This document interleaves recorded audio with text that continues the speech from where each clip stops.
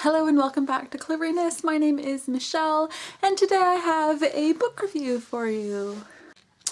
Earlier in the year, a really good blogging friend of mine, Maya, sent me this wonderful book, Darkest Fear by Cate Tiernan, and I was really excited to read it. I've read and loved the author's Immortal Beloved series, and I had really high hopes for this book about shapeshifters. Sadly, I only rated it 3 stars on Goodreads, I believe, and that isn't because I didn't enjoy the book,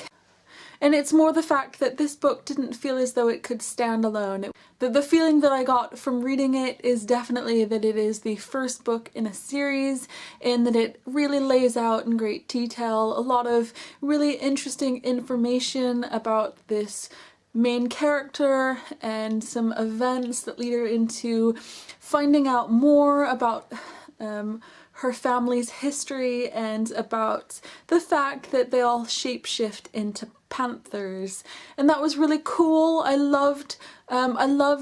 finding out more about this world building and this mythology about these panthers and everything, but I felt like there wasn't enough of its own story arc in this one book for it to be really enjoyable for me. The Darkest Fear is about Vivi, this girl who lives with her parents, and on her, I don't know, 16th birthday maybe, her parents tell her that she's from a long line of Hogwari, which means, you know, panther, shapeshifter, and she kind of like freaks out about it and she decides to shun everything about her heritage and everything, and it kind of puts like this slight rift between her and her parents. She also chooses to wear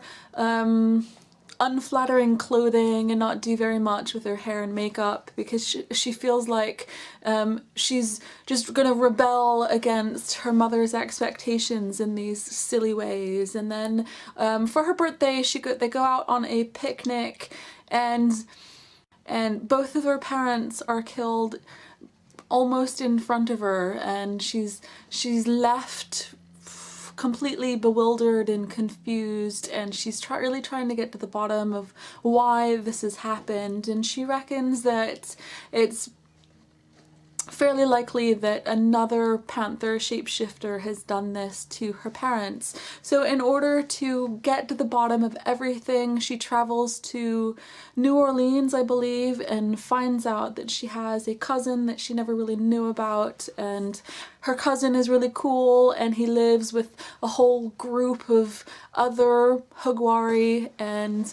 she ends up just abandoning her old life and going to stay with her cousin where she feels like she belongs and she can come to terms with her own grief, as well as finding out more about this life that she had turned her back on while her parents were alive. And the thing is with this book is that I really enjoyed it. I do want to know more about the book. I just wished that there was a particular obstacle or question that Vivi was trying to get a hold of, and there was some sort of conclusion or wrap up to that before we moved on to any further books in the series. So my only complaint with this book is that it kind of meanders between Vivi's grief and these new relationships with her cousin and all of his new friends, and you know, her trying to pick herself up after this big tragedy occurs with her parents, but there's no closure or anything to this book. It just sort of ends like it is a midpoint in a much larger story. So I am looking forward to it, but at the same time I wasn't always overly enthused about the lack of direction in this book.